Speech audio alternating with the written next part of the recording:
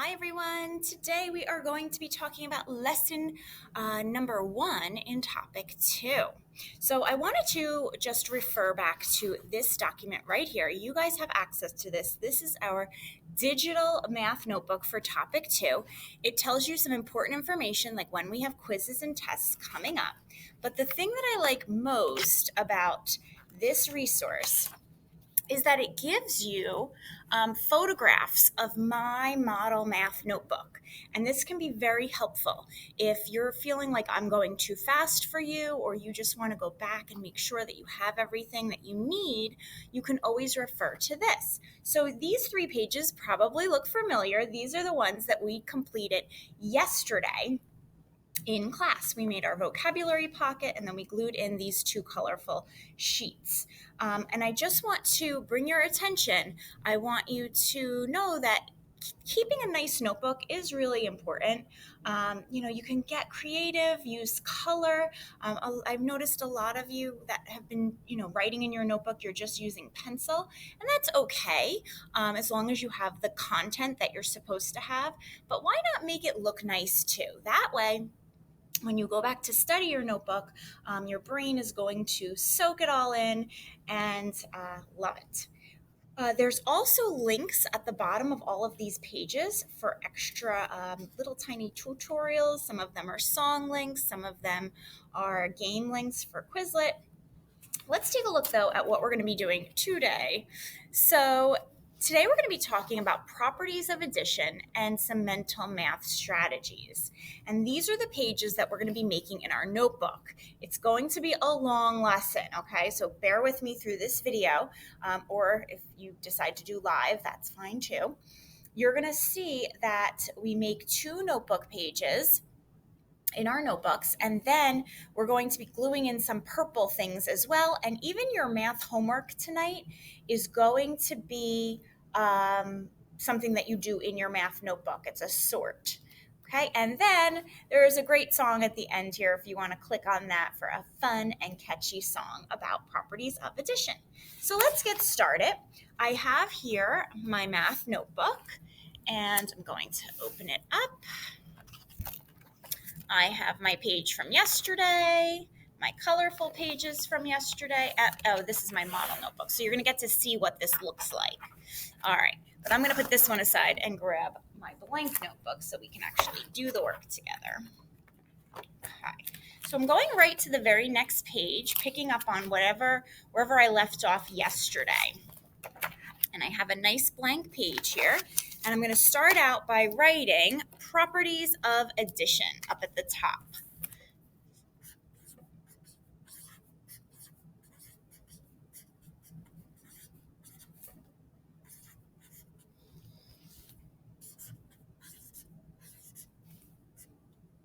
So you should be doing this in your math notebook. Properties of addition. Fun things. Feel free to get as creative as you want with your notebook. All right. The neat thing about this page here is that we're going to actually be taking a page from our workbook and cutting it out. So now I need everybody to go grab your math workbook, and you are going to be turning to page 48. What page? 48. There it is, page 48. And we're going to take this math workbook page, and I want you to rip it very carefully out of your math workbook. Then, once the whole page is ripped out, we are going to cut out just this middle strip. So if you watch what I'm doing, cut once there, and I'm going to cut once on this green line, and I'm done. The scraps, I can throw them away. This middle piece is the piece that I want, the piece that has all of the properties on it. And I'm going to take that and I'm going to glue that, it's so hard to see this page, kind of like in the middle, right? Because I want some white space above and I want some white space below. So I'm going to flip over, I'm going to take my glue stick. You're always going to need glue, scissors, all of that stuff for anything we do in math. And I'm going to glue this baby down. Make sure it's all down so that the edges don't peel up. All right. So the three properties of addition that we're going to be learning about today are the commutative, associative, and identity. And there's easy ways to kind of remember which is which. And I'm going to give you some helpful strategies today as we're going over them. So get out some markers here. The very first property is called the commutative. Commutative.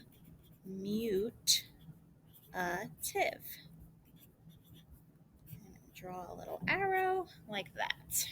So the commutative property basically says that you can add any numbers in any order, right? It doesn't really matter which number is first, you're going to get the same sum.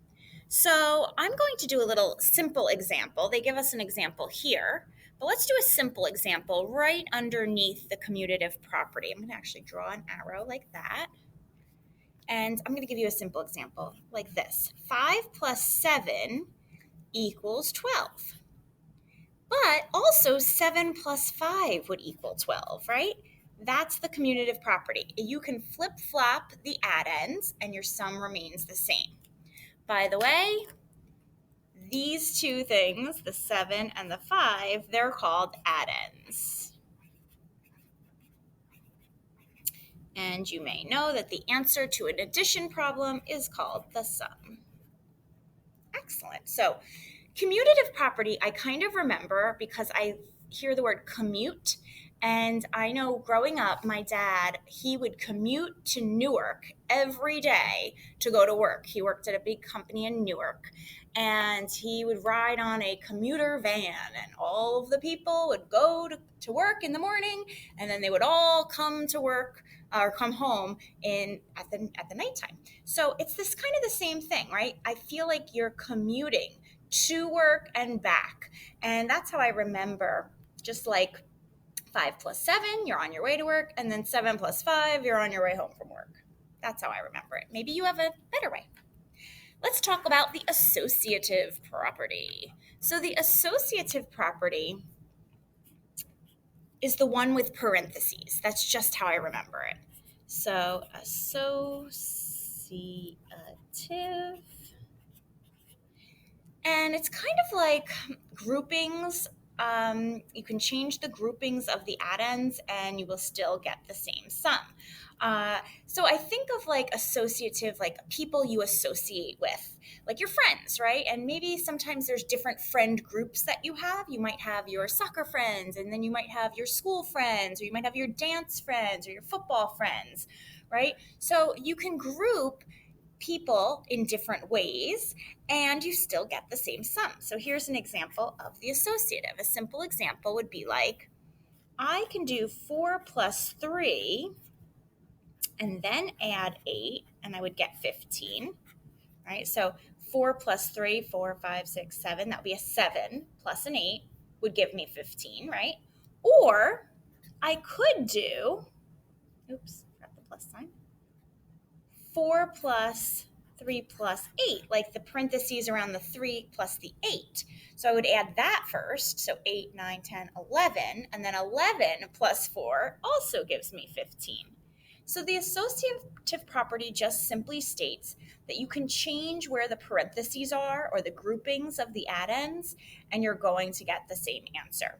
So associative, just remember parentheses. In fact, you could even go like that to make a big set of parentheses. All right, my favorite property, however, is the identity property. And I like to remember this one. Let me write the word first. Identity. Okay. Your notebook should be kind of looking like mine. You don't have to use the same colors, but it would be great if you at least had the same content. So your identity is who you are, right? I like to think of like your face, right? Your face shows who you are, and your face is a circle just like the number 0.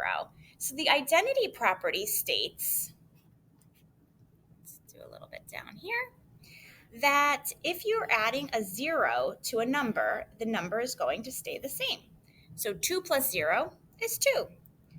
4 plus 0 would be 4, right? 17 plus 0 equals 17, right? So adding a 0 doesn't change the actual number. And that's that. So commutative is the flip-flop one, right? Associative is the parentheses one, and identity is the 0 one. And that's how I remember the properties of addition. All right, let's turn that notebook page. I'm going to get a brand new blank page. Again, boys and girls, if that was too fast for you, you can always look back, right, at our lesson in our digital notebook, and all of the pages that we're doing today are photographs of them appear in that notebook. So now we're going to work on creating a mental math strategies page, and it's going to kind of look like this. So let's do a title at the top, Mental Math Strategies.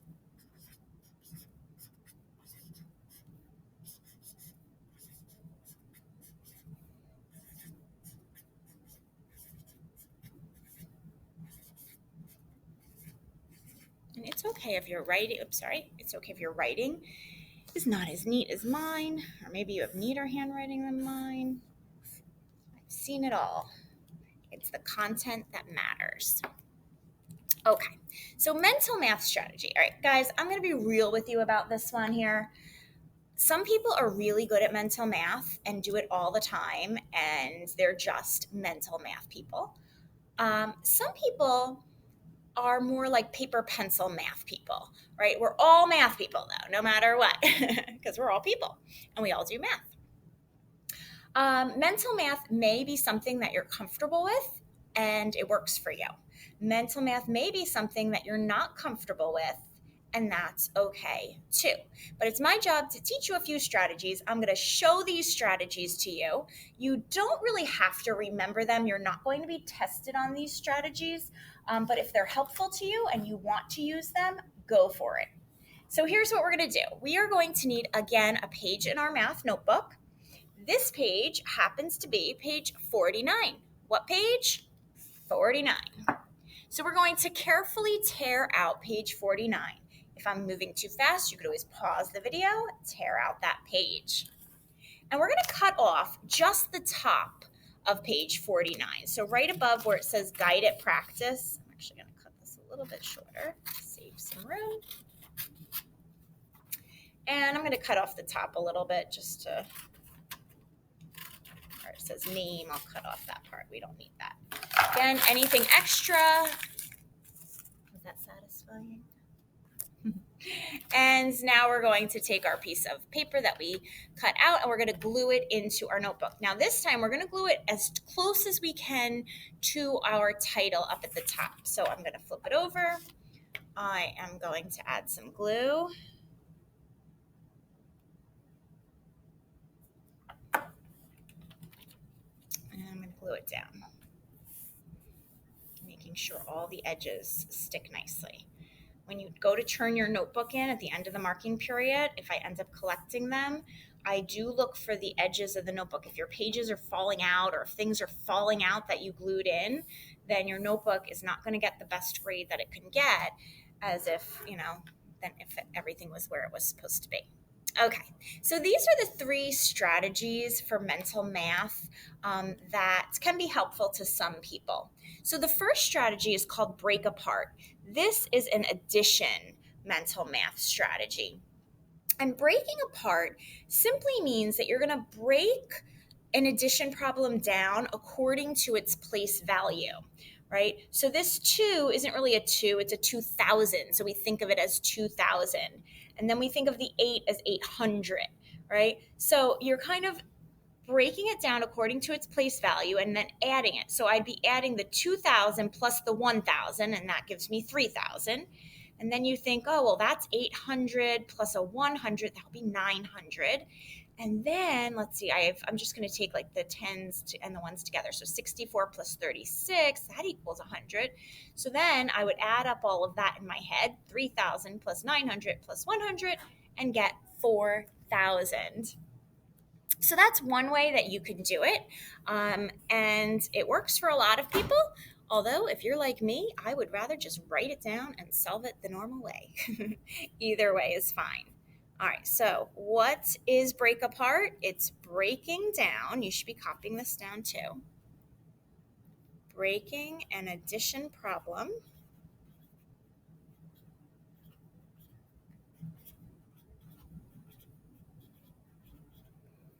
down according to its digits place value.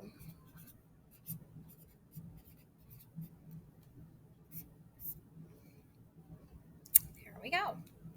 All right, so that's one strategy. You could try it today if you would like to, or you don't have to.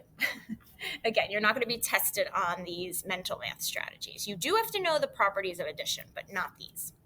All right, the next one that I want to focus on is called counting on.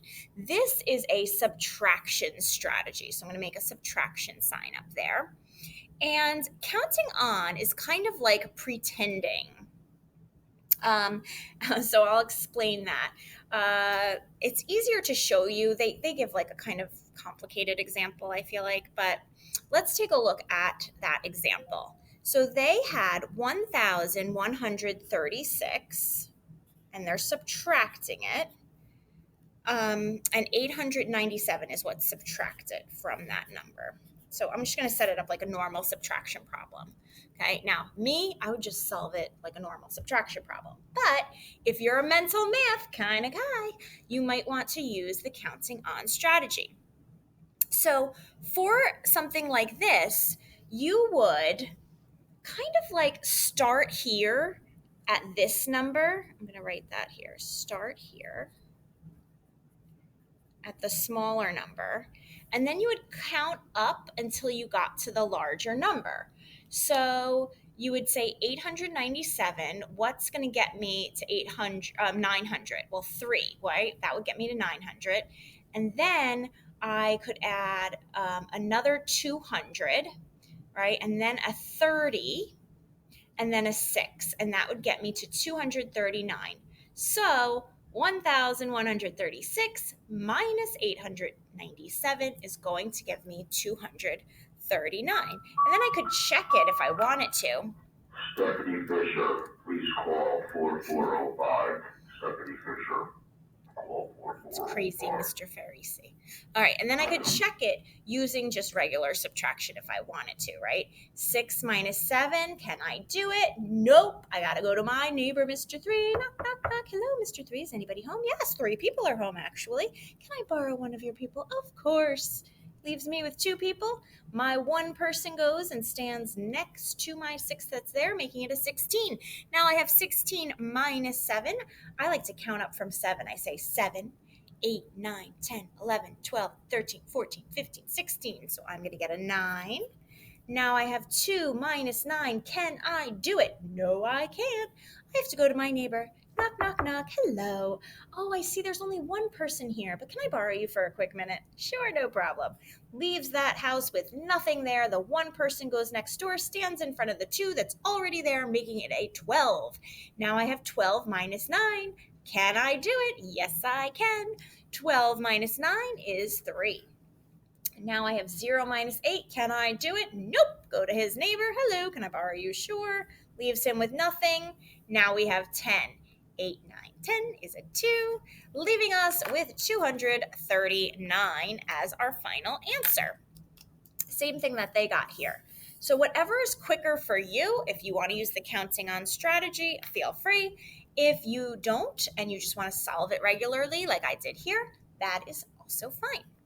One more strategy I want to talk about, and that's called compensation. Compensation is actually something that I do use. Sometimes when I'm shopping, I use this mental math strategy. And compensation is kind of nice for subtraction. So add that subtraction sign up there.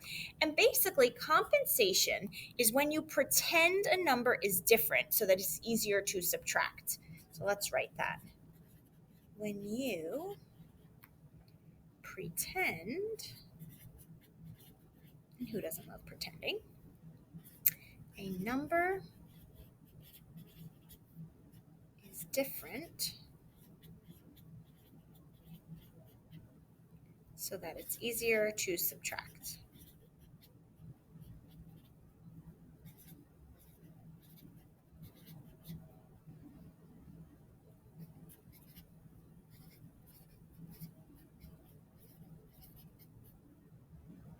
Make it a little fancy there with some dots. Easier to subtract. Okay. Now, an example of this, I'm going to kind of write it over here. Maybe I'll make a little box. Okay.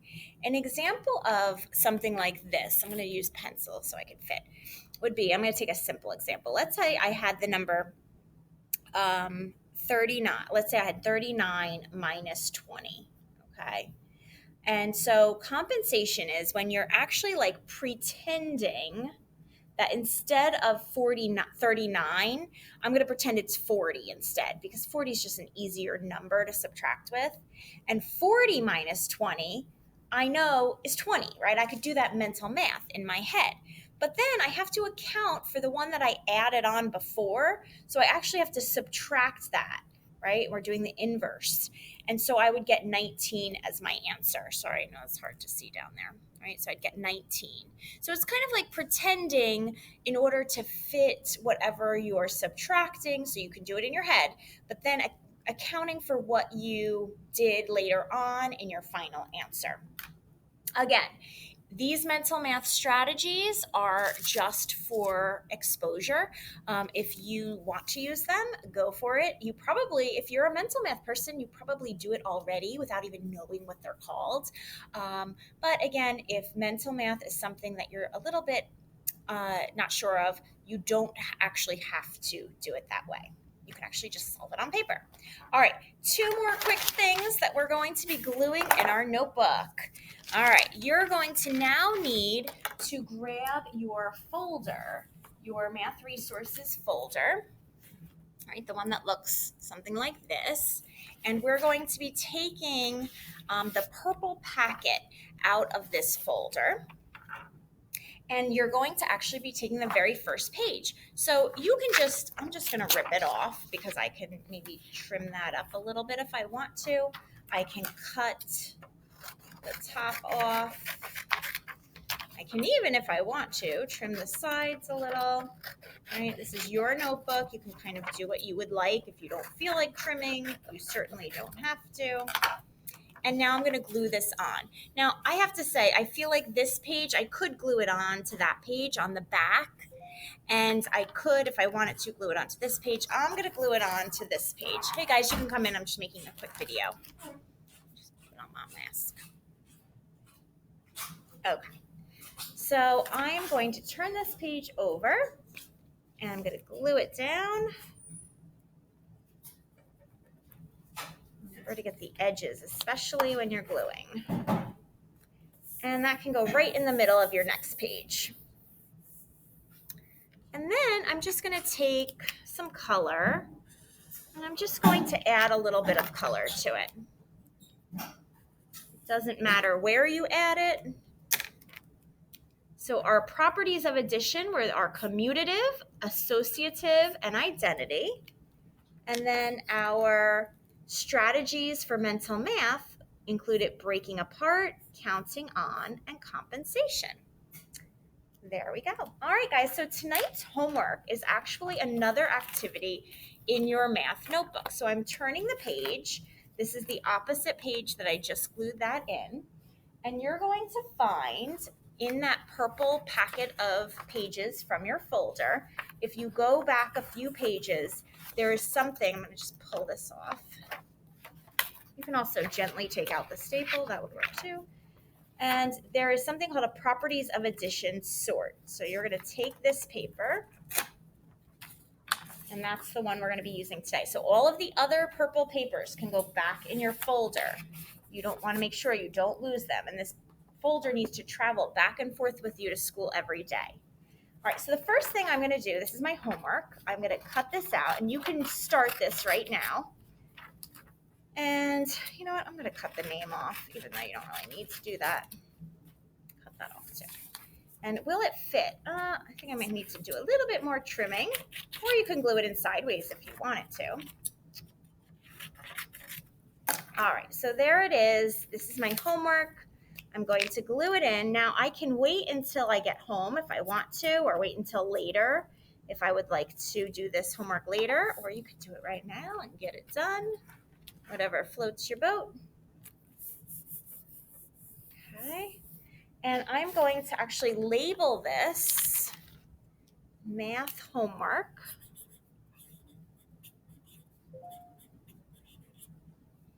Tuesday, 10:13. So what do you have to do? You are going to take all of these little tiny cards and you're going to cut along the dotted lines. And then you're going to glue them into the correct column. So if it shows an example of a zero property, the identity property, it would have a zero in it. So anything with a zero in it would go in this identity property column. So this one, get a little bit closer here. This one right here, this one right here has a zero. This guy right here, that would be identity. The commutative property is the ones that flip-flop, right? So this guy, this guy, right? Anything that you see that has parentheses would be an associative property. So anything with parentheses would go in the associative column. So you're just going to cut these out and glue it in. I do have an answer key. If you look at our digital notebook, you will see a picture of my completed page. So only look at this if you're really struggling or you don't know where something goes, and this will give you the answers. Or when you're all done with your homework, you can check it to make sure that you were accurate. All right, guys, I hope you enjoyed our video for today. I know it was really, really long, but we have a lot of stuff to get into our notebooks. Feel free to go back and rewatch or to check out our digital notebook for photos. Have a great day, everyone.